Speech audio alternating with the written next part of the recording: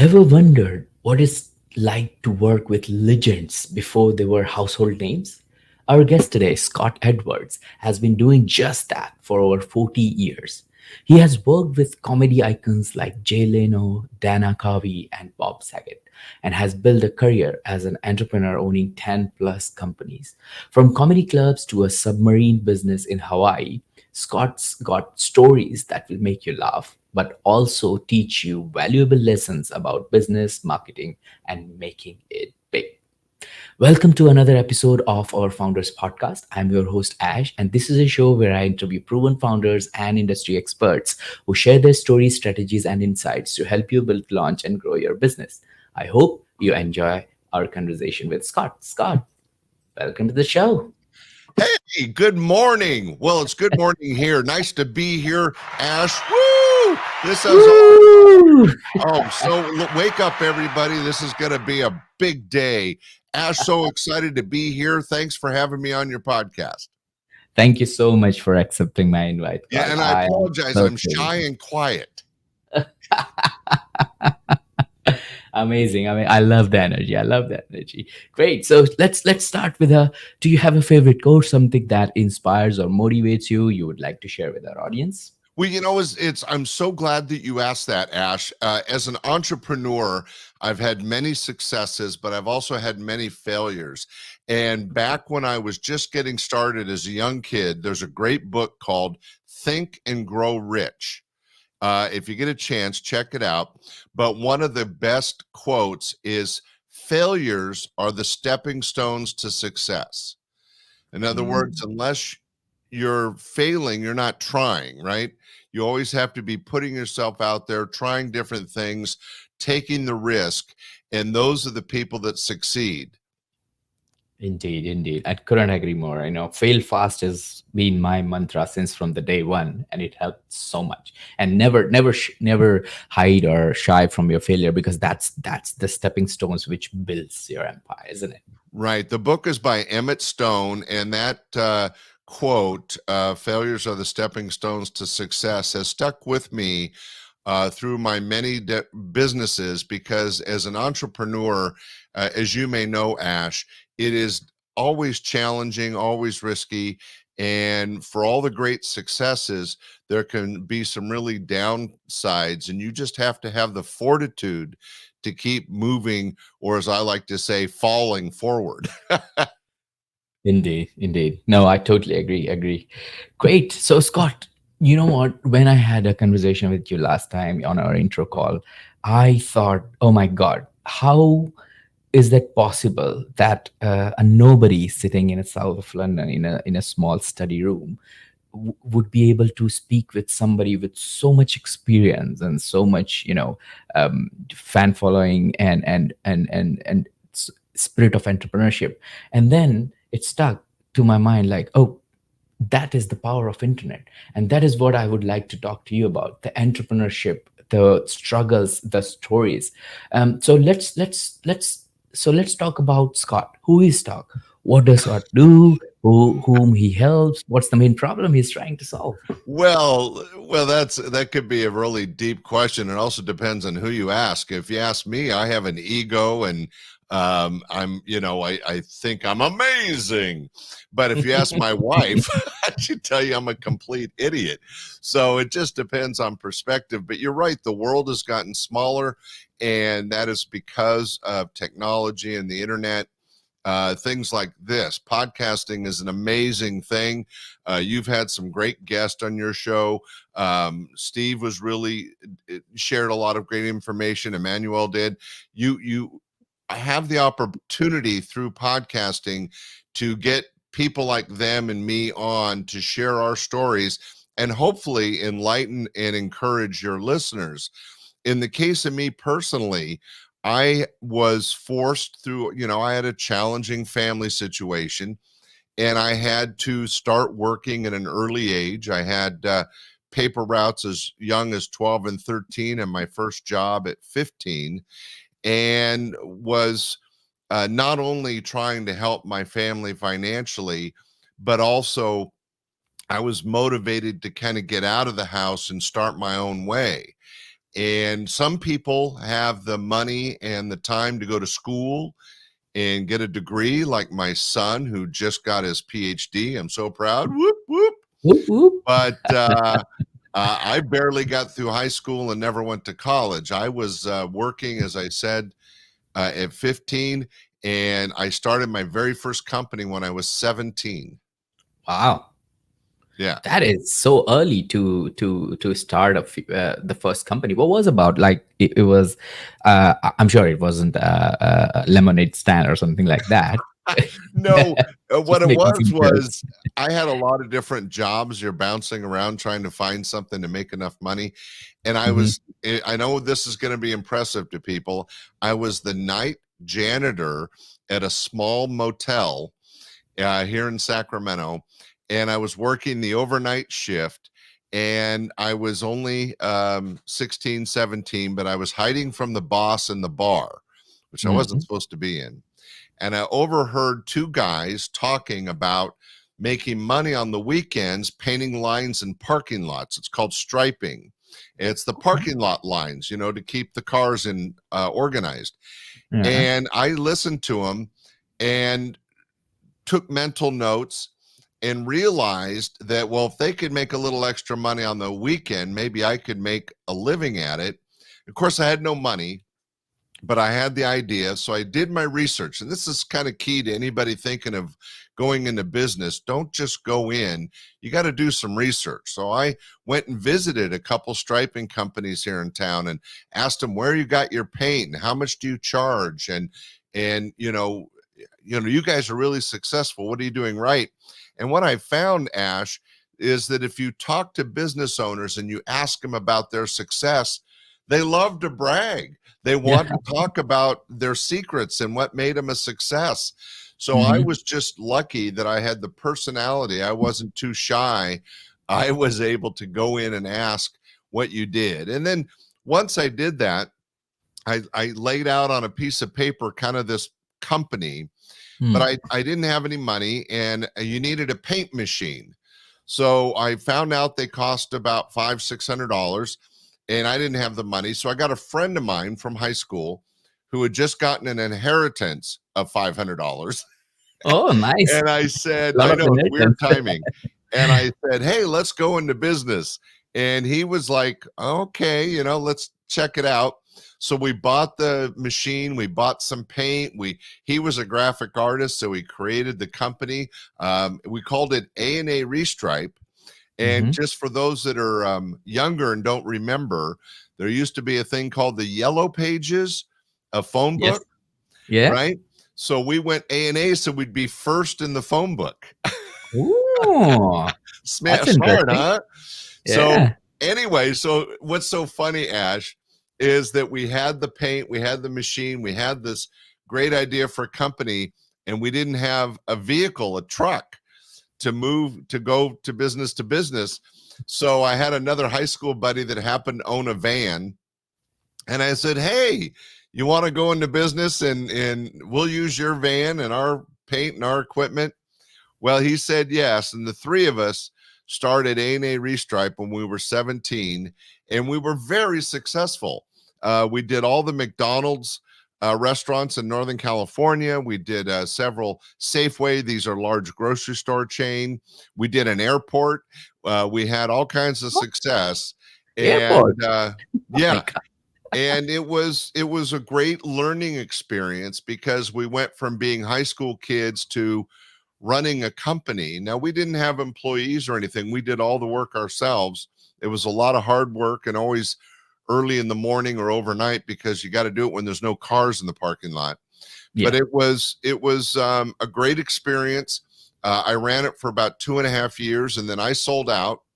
And Hmm. what's curious, Ash, is the guy that owned the van still has that company today. Only now Wow. his sons and grandchildren run it. So you started with two of your friends, one who had 500 as an inheritance, second one who had the van, and then yourself, the idea, the Yeah, entrepreneur. I'm the talker. I'm the salesman, right? I went out and got the jobs and did the contracts, and Uh, and then the three of us would do the grunt work. but I was so proud to have started that company. And here, some 50 years later, it's still running. And it's an incredible story. I didn't How make much? a ton of money, but when you're 17, how much money do you need? You don't need much. You don't need much. You need some Right, for, right. Oh, Ash, you want to hear the best part? yeah. Young people will get this. When I made the deal with McDonald's, because I was setting the contracts, I said, we're going to charge you this much, but we want a free meal at every McDonald's that we striped their parking lot. When Hmm. you're 17, that's like, ah, we had free McDonald's food every day. Awesome. That's amazing. That's amazing. So I just you, made a part of the contract. I mean, why yeah, not ask? All they could say is no. exactly. Why not? And I think it gives them this ego push that, oh my god, our meals are so delicious and good that this company wants them against work, right? Like a barter portion of it, but it is a barter, right? Well, it saved them money because we gave them a discount on our work, and the Yeah. food doesn't cost them as much as it would have cost us retail. So it was a win-win. And I think Mm, that that was one of my first lessons as an entrepreneur, that when negotiating contracts, you have to be honest and make it a win-win for everybody. yeah. So I have other examples, but I don't want to drag on and bore your audience. But uh, it was a great way to start off as an entrepreneur because I learned so much. Indeed, indeed. That's amazing. And then you sold this company to your friend who owned the van, and then he's still running it after, I don't know, 50 years now? Yeah, 50 years. His grandchildren are now working. Awesome. Great stuff. That's an amazing story. And then after when you so okay, so 17 years old, opened the company with two friends, three of them did really good. 20 years old, Scott sold it to friends. What next? Well, it's interesting because, as a person, we're always growing and changing. And so that company wasn't taking me where I wanted to go. I sold out and I started another company when I was 20 years old. And it was, this is going to date me. I'm old. See the gray? I was doing portable disco. It was Hmm. called Sounds Good Music, and we Mhm. did music for weddings and bar mitzvahs, and we went to high schools and junior highs and did dance parties. And it was a portable disco setup. Now, people need to know this was before disco was a hot fad. The Mm. movie Saturday Night Fever with John Travolta came out, and disco exploded.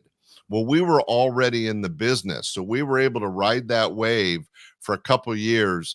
And not only was it a lot of fun because we're throwing dance parties. I mean, talk about a great way to meet girls. Yeah, yeah, But we definitely. were making some money and spinning records and having fun. So that was my second company. Um, And how did the, you find customers for it? um, Again, I was a salesman and Mhm. put together some marketing. Now, this is way back, for your young audience. This was the days of um, doing handbills and going around with flyers and free tickets to events. And you had to go door to door in businesses and pass out free tickets or something to incentivize people. In the Mhm. case of Sounds Good Music, I put together a trifold that explained that if you hired us, we would entertain your group, whether it was a company or a family party, and how we would do it. And just kept banging on doors and getting it out there. This was before the internet, before social media. This was just what they call foot traffic. You going through the shoes. What do you mean by triphone? Is it a Oh, if you have an 8.5 by 11 and you uh, fold it three got ways, it. it's a Like a trifold. pamphlet. So Uh-huh. it's basically a printed marketing piece. Got it. Got it. So Yeah. again, And then you go to gas stations and banks and grocery stores and you pass them out or leave them on the counters and people mhm. find them and they call you and, hey, I have a party coming up. Can you spin records and play music? And it worked. I mean, it wasn't um I mean, nobody got rich, but it was a great company, and we did it for a couple of years. Cool. That's awesome. That's awesome. And when did you sold it? 20 when you were 22 years old or Yeah, 23? actually about 23, Mhm. and I sold it to one of my partners. I had a couple partners. I think the ongoing um, steady part of the story, Ash, is that I never had the money to do these things, so I always brought in partners that had Mm. money. So And with my idea, my salesmanship, but I always had somebody else finance it, and that was something that helped me out a lot. But the really exciting company was my third one, and I Mhm. was 24 years old, and I was back in the working world. Ash, I know this is going to be surprising, but at 23, 24 years old, I was a life insurance salesman. Wow. Yeah, talk about a really horrible job when you're young. You know, when you're 23, 24, you think you're going to live forever. There's no reason to um, worry about life insurance, right? But Yeah. I was out selling it. That was my job. And I was pretty good at it, but I wasn't really enjoying it. But I was Mhm. on vacation and I was down in LA. My dad had this great sense of humor. And he said, "You got to go by this club. It's called the Comedy Store." And it was a little satellite room by UCLA, the university, in a town Mhm. called Westwood. And it was a small satellite room of the Comedy Store.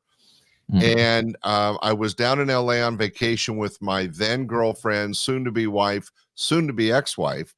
Mhm. And we went into a comedy show. Now, people have to understand stand up comedy had not really happened on a national basis. Stand up comedy was the kind of entertainment between jazz bands or between strippers at a strip club. It wasn't really mainstream entertainment.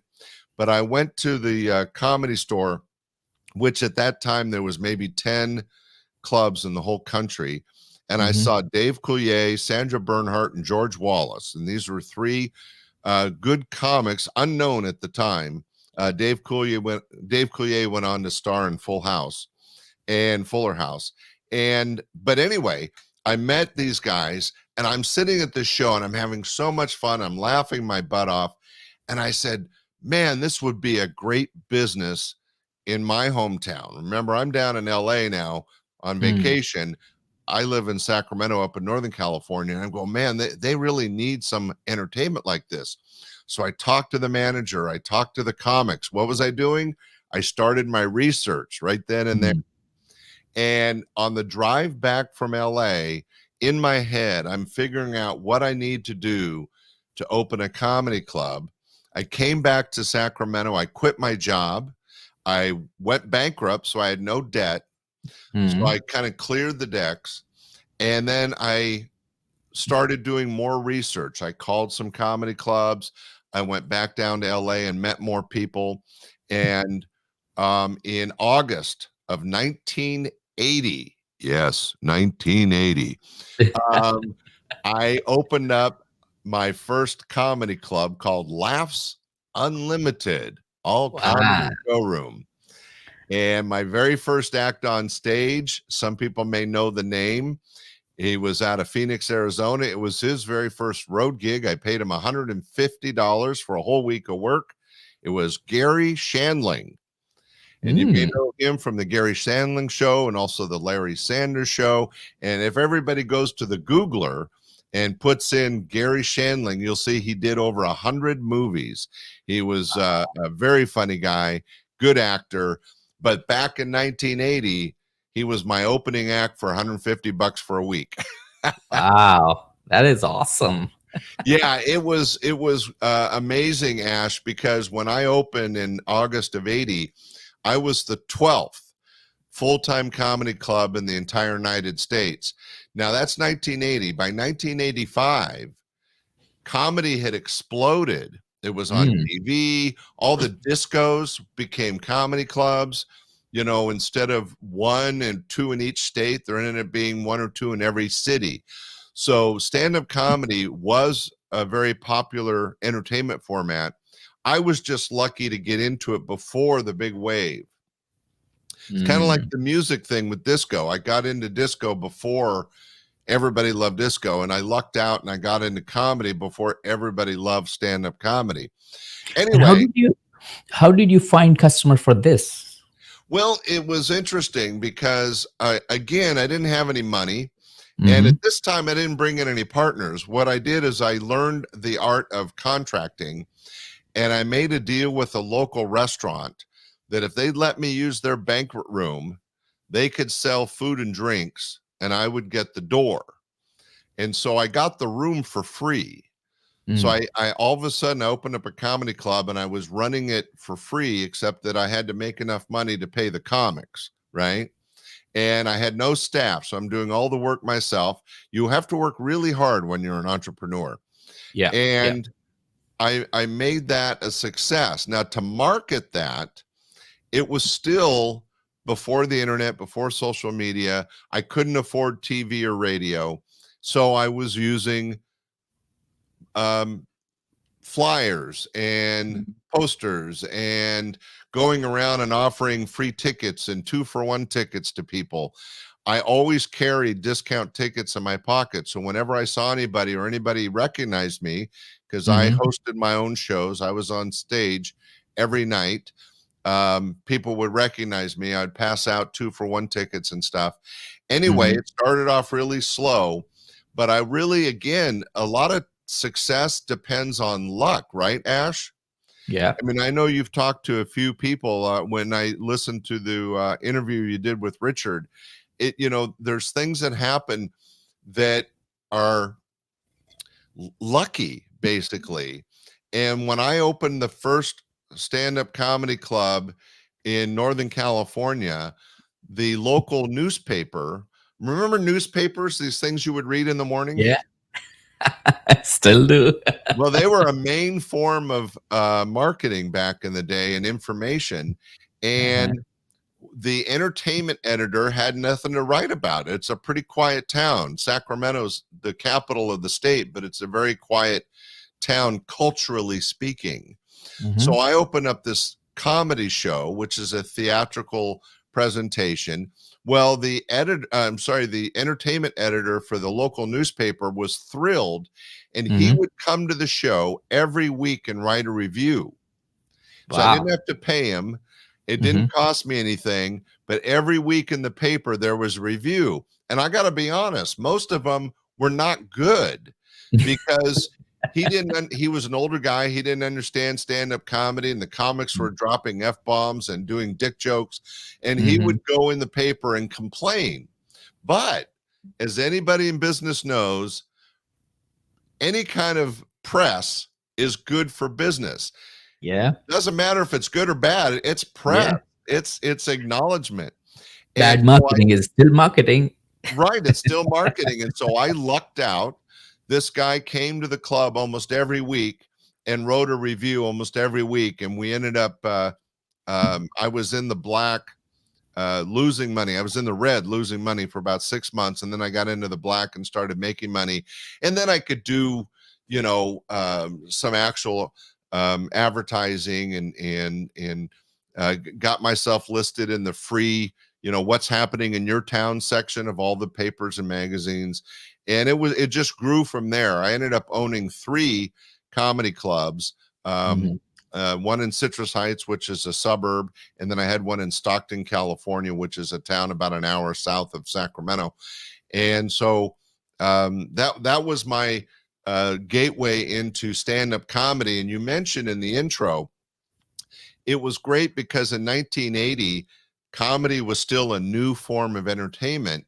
So I was bringing in people that were not famous yet, but Mm. one of the key people, Dave Coulier, who I met that very first night, introduced me to Bob Saget, who introduced me to Gary Shandling, who introduced me to Jay Leno, right? You start meeting people, and this Yeah. is before they're famous, so they come and work for me while they're getting famous. One of the best stories is Jerry Seinfeld from the Seinfeld show was one of my regulars, and he had a gig coming up and he called me and he goes, I have to cancel.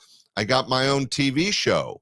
I'm like, Mm. Jerry, that's great. You deserve it. You're funny, right? So he went and started the Seinfeld show, which was, I think everybody's heard of it, kind of famous. And he was such a great guy that the next year he called me up and he goes, Scott, I owe you a week.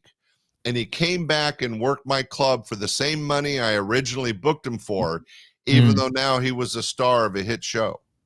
Yeah, yeah, that happens because if you be with people when they're struggling, they will always remember you. Right, right. In fact, Jay Leno, who worked my club many, many times, I started doing large concerts. Jay Leno starred in, I did about 6 of them. He did 2 of them, big sold out concerts at the local community center. We're talking 2 or 3,000 seats. We always sold out. And Jay was one of my main go-to guys.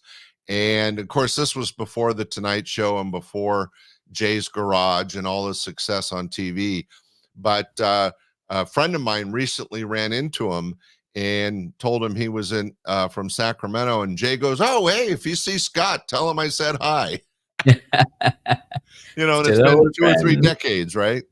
Yeah, yeah, definitely, definitely. Like you said, Amazing. people remember their roots. Yeah, yeah, definitely. They do, and it's with everyone. If you be with them when they're in struggle, in pain, they no matter how much successful they become, they will always remember you. Great stuff. So let's talk about where the story of stand-up comedy podcast network began. Like, what did where did the idea came from?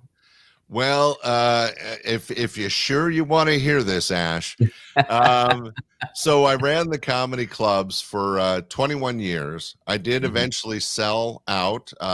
By the way, for you entrepreneurs, the way to get rich in business is to build a business, get it strong, and then sell it.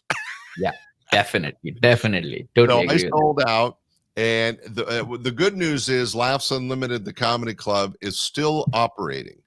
So Mm. I opened it in 1980. It just had its 40th anniversary, and actually 45th anniversary, and it is doing well. It's under different tutelage, but it's still surviving. But the interesting part about comedy was that even though I went on and did other adventures, I opened several more businesses after the comedy club. I had a couple restaurants, I had a couple art galleries. You mentioned in the intro, I was kind of crazy. There was a lot of money in the 80s. I built and bought a submarine and had my own submarine for a few years. I lost my ass, by the way. It was a huge financial loss, but I owned a submarine and I Awesome. had a beach shack in Hawaii for 5 years.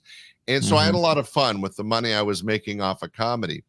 Well, then I went into some other businesses and eventually I semi retired about 5 years ago.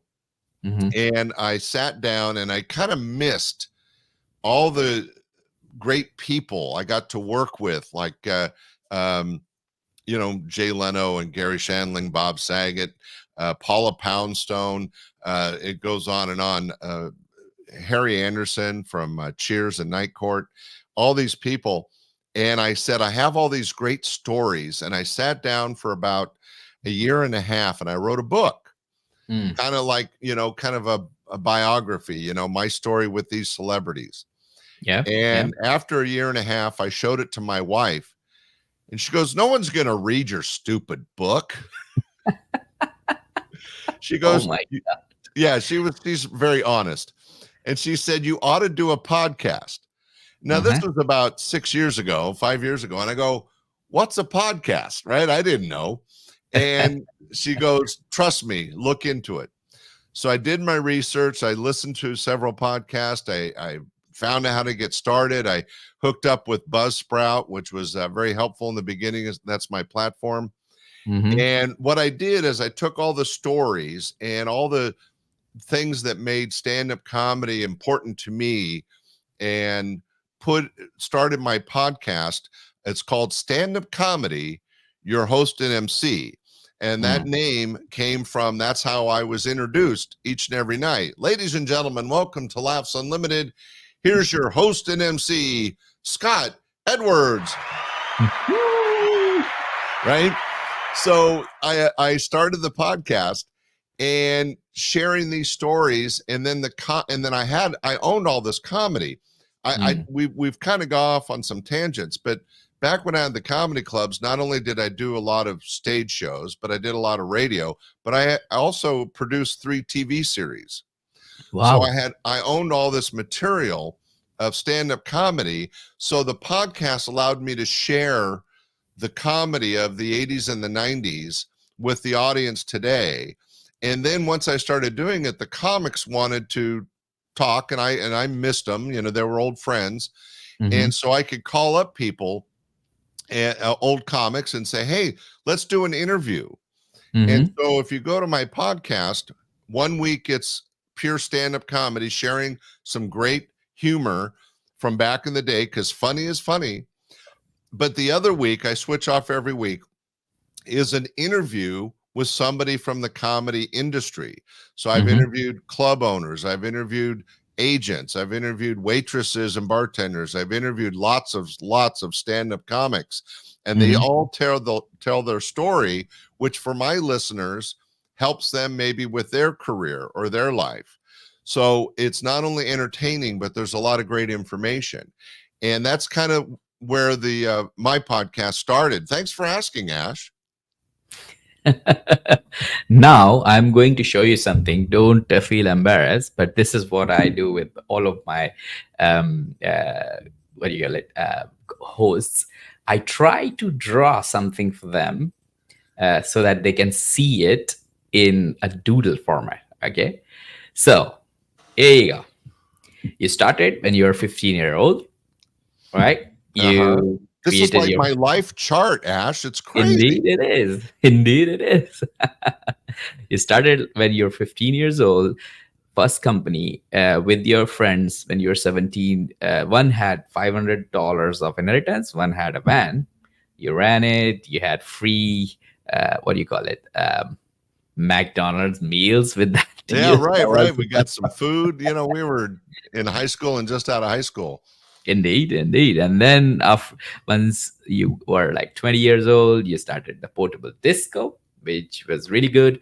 And why I was drawing that, I was noting down all the golden nuggets you were using during all these time frames of your life, because that's what our listeners want to learn, right? From the experienced people. What did you do differently that put you at that place and then, made you um, not millions, but whatever money which you could at that point, right? Yeah, when I had And millions, I bought submarines. It wasn't always the best choice. indeed, indeed. And then you started selling your, life insurance, and that's where you got introduced with this comedy club, I guess, where you started doing the research, got your first comedy club. And the interesting part here, what I've learned is that you don't necessarily need money in order to start a business, right? You need enthusiasm and knowledge, right? And that's what you Yeah. had. You had. You know, and Ash, that's so true, is that I did so many of my companies by the seat of my pants, and I failed plenty. And that Mm, goes back to my opening quote, is that failures are the stepping stones to success. I had many failures, and part of learning is making mistakes and then learning from them. mm, And so, we're talking about marketing and advertising. I tried lots of different things, but you find out that some things work better than others, or some things are indeed. more affordable than others. Once you learn that, then you redo it over and over. So, some of the things I learned on that very first company, painting lines in parking lots, helped me save money and grow my comedy business, right? Yeah, definitely, definitely. And then these things which you did, those in these time periods, tell us that every entrepreneur has their own struggles, but you need to figure out what is best for you in order to get, in order to navigate through your struggles and then overcome with them, right? For example, for you, you didn't had internet, you didn't had any kind of like leverage on media. What you had was a good stand-up comedy club, and then you leverage the fact of press, You invited, got lots of free press, you made a lot of loss, but that was the initial period of time, which is okay with any startup, isn't it?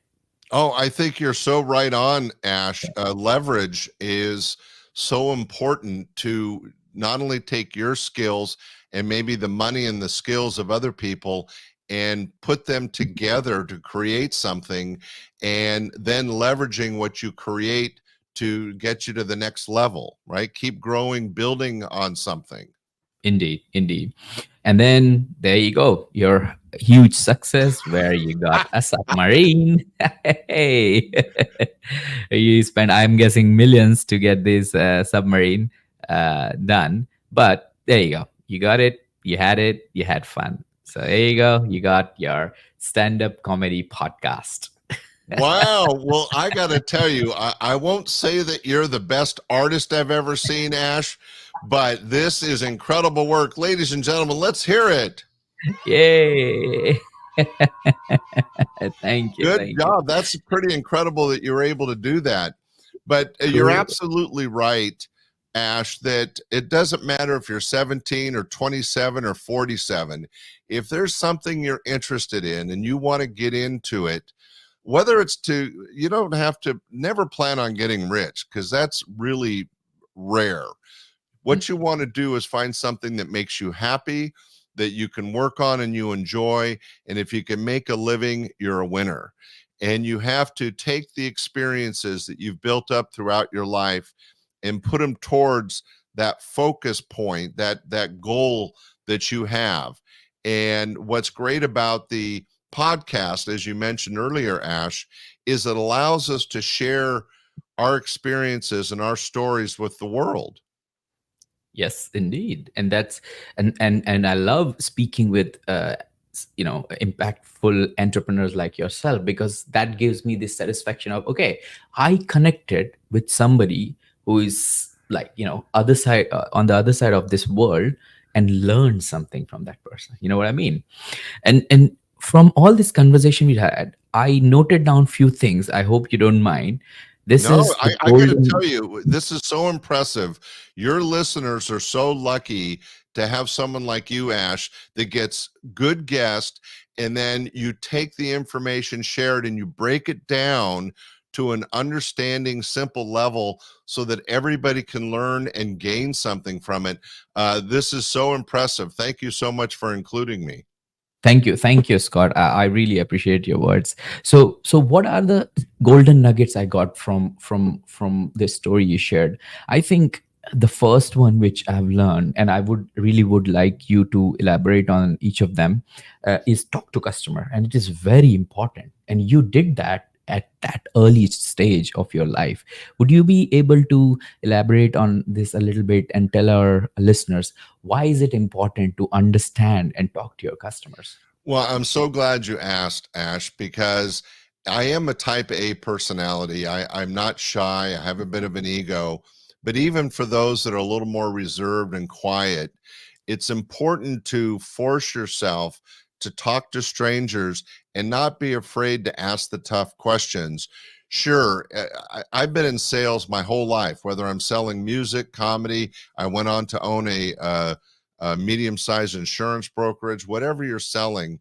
The key is you have to be able to communicate and communicate with other human beings. And to learn from them, you have to not be afraid to ask.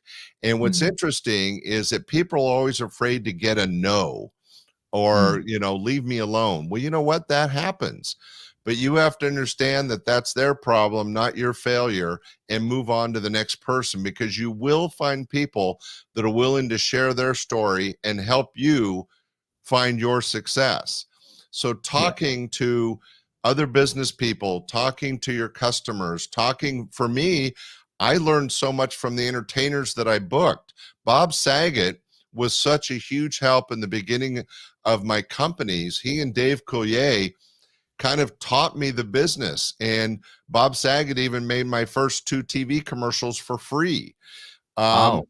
it was only because I was not afraid to ask for help Mm, mm. because that's how you learn. Indeed, indeed, and that's so spot on. Um, Second golden nugget which I try to secure for this conversation was, when you're speaking with your customers, you have to make sure that you're delivering a lot of value. But what works for both the parties is when you have a win-win situation, right? When you have some kind of deal, some kind of contract, which not just helps your customer to gain value instantly, sometimes after a little while, but yes, you deliver the value, but also gets you value in return. And this is really good because whatever what a number of guests I have spoken with on this show, most of them who are very very successful like yourself, they always had this point in their life trajectory where they hit this place where they had this win-win situation, contract or deal, or some kind of arrangement. Would you be able to give our listeners a little bit of more you know uh, wisdom on this particular aspect of business and entrepreneurship? I'd be happy to. And I think what's interesting is that some people are a little self driven, a little self focused, a little selfish, and that doesn't get you anywhere.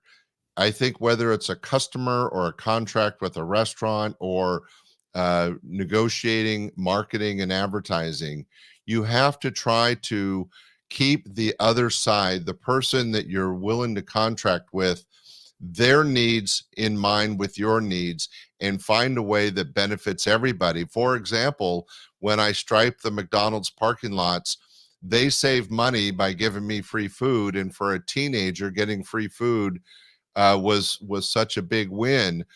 When I did the comedy club, allowing the restaurant to sell food and drinks to my customers, they allowed me to get free use of space, and that's so valuable. But Mm, that was a negotiation that benefited everybody. And then, just as another example, um, Ash, when I was successful in the comedy club, I was about 5 years in, and I had been doing a lot of marketing with a certain radio station. And I went to that radio station and I said, "Hey, I'm going to pay for a $5,000 billboard, out on the highway, but I want you to partner with me. I'll pay the 5,000 and I'm going to put your logo and your radio show on the billboard. What will you do for me?" And they said, "Well, we'll give you $10,000 of free radio ads." So awesome. it was a win-win. I paid Mm, 5,000 in cash for the billboard that promoted my comedy club and their radio show, mm. but I was able to double that investment and got free radio advertising on this large radio station that lasted me probably 3 to 6 months in trade. And so I got the advertising on the billboard, but I got the radio advertising. And all I did is negotiate putting their logo on my advertising. Indeed, and that again comes back to talk to your customer, not just customer, but also your stakeholders. So amazing, amazing. And it was a win-win because they Mm, got promoted on the billboard and I got promoted on the radio and everybody radio. saved money. It was those kinds of things. You have to be creative and kind of it sounds a little typical, but you have to think outside the box Indeed, indeed. and offer Let's things move. that other people don't offer. Indeed, indeed. Let's move on to the next one then.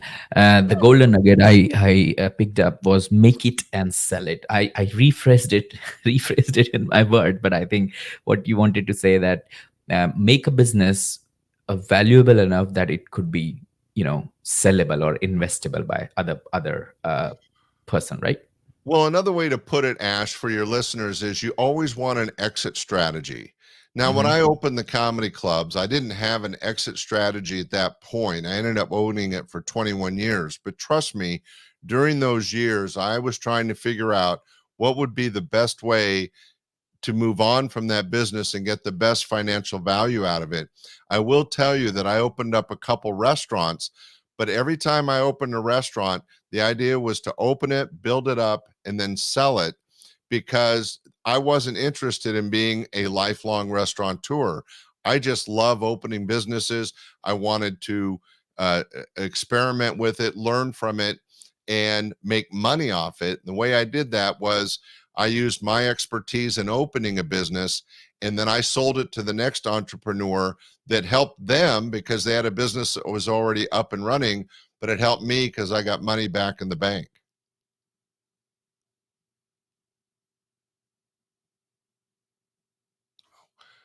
I don't, can you hear me? I can't hear you now.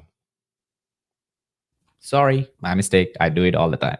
No, it's okay. It's good for the listening impaired. They're like, what's wrong?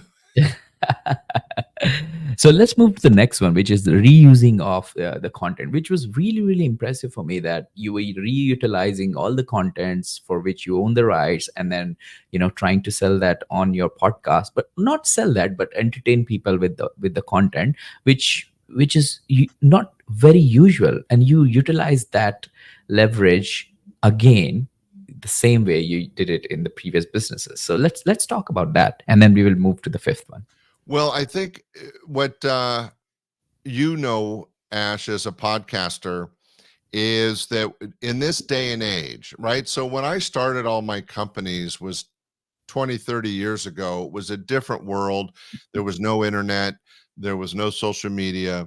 But as I've aged and as all those technologies have come in, you have to find the best way to leverage the new technology to your own benefit. And I did have all this content from the live stage shows, my TV shows, my radio appearances. And I initially I wrote a book. So I had the stories in my head. Now I had them on paper.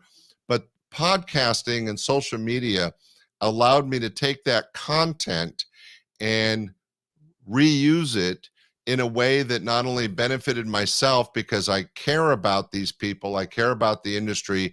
So it's rewarding to me to be able to share my story, but it also found an audience. I have about, I'm just going to throw out a number. I think it's a little over 1,000 downloads a month right now. Mhm. Sorry, a week, Mhm. 1,000 downloads a week of people that appreciate stand-up comedy like I do. And so not only do I get the benefit of sharing my story, but there's over 1,000 people all around the world that are like, yeah, this is really cool and I'm enjoying it too. Awesome. Awesome. Perfect. I'm enjoying this conversation so much, Scott, that, I want to go on, but like we are limited with the time right now. So, okay, great. Awesome. So this fifth nugget, I want to fill it with, so I've got a six quick fire questions for you. And Okay, then I'm ready. one of the question will be helping me to fill out this fifth golden nugget. So are you ready? You ready to answer some quick fire Yeah, questions? let me take off my dunce hat. All right. I'll put on my smart crown. I'm ready. Yay, yay. Great stuff. Okay, cool. What are the top three strategies to generate leads in 2024? Well, I think it's an amazing time. You have the access to technology that I never had as a kid that is so important. You can use the new technologies like social media. I mean, it's free and yet you can touch the world. This is a great way to find people that are like-minded or that might be interested in your product that you can share. So back in the day, it was newspapers and advertising and radio, and now it's social media and the internet.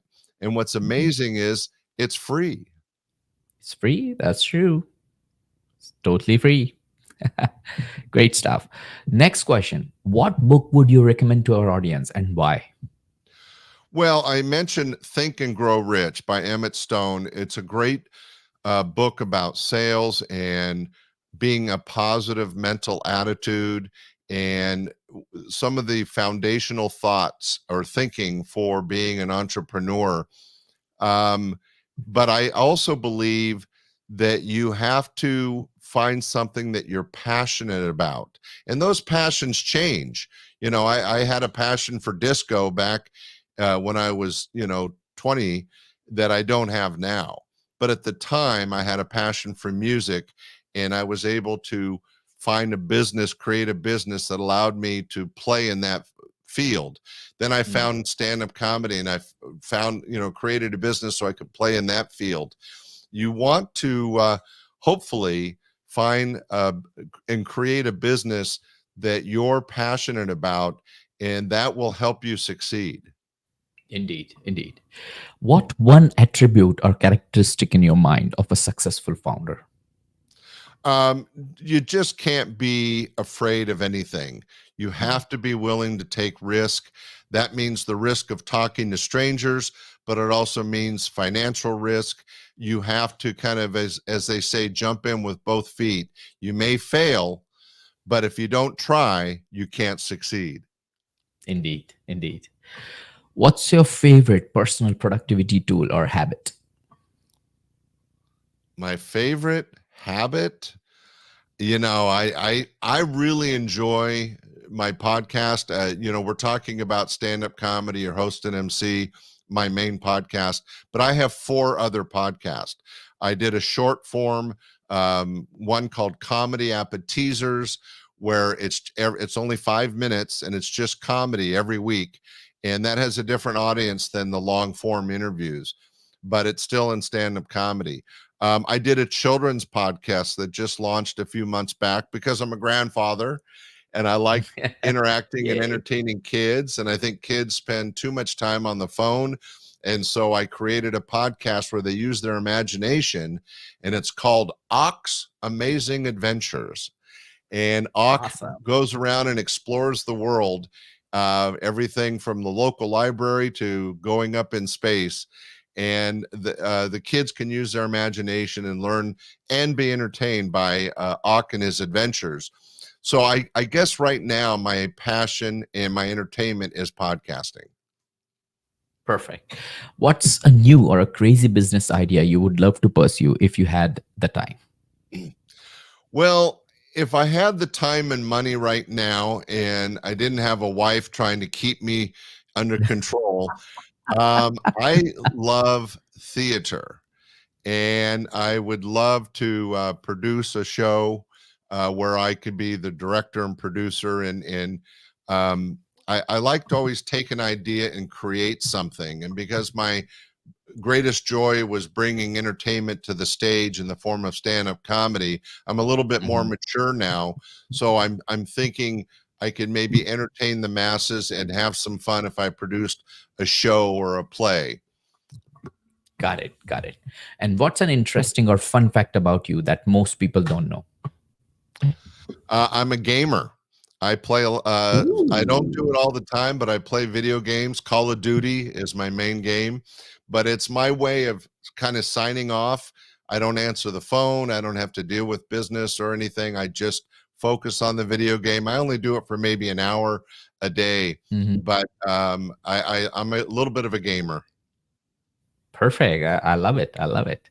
Scott, thank you so much for joining me and sharing your story, unpacking years of building different businesses and ups and downs. And, Are we done if folks already? want to, It's gone so fast, Ash. It's it, incredible. it, Ladies and gentlemen, he is such a great host. Let's hear it. Yay! Great stuff. Great stuff. If people want to get in touch with you, Scott, or they want to figure out where Stand Up Comedy Podcast Network, what's the best way to do it? Well, as I have on the screen, I have my own podcast app. It's a free app on all Android and Apple phones called Stand Up Comedy Podcast Network. As a free app, it gives you access to a number of podcasts about comedy. But I also have my podcast, Stand Up Comedy or Host and MC, or if you like short form comedy, it's called Comedy Appetizers. These are all available on all platforms. And, just laugh, enjoy life, have some fun. And if you're looking for a place you need a laugh, find it at Stand Up Comedy, your host and MC. Awesome. Great, Scott. Thank you so much for joining us today and sharing your inspiring journey and the Oh, impactful work you're doing. It's been an absolute pleasure having you on Founders Podcast. thank you, Ash. I appreciate being here, and I hope your listeners have a wonderful day. Great. Thank you all for tuning in to this episode of Founders Podcast. I hope you found our conversation with Scott insightful and inspiring. Stay inspired, stay motivated, and keep building.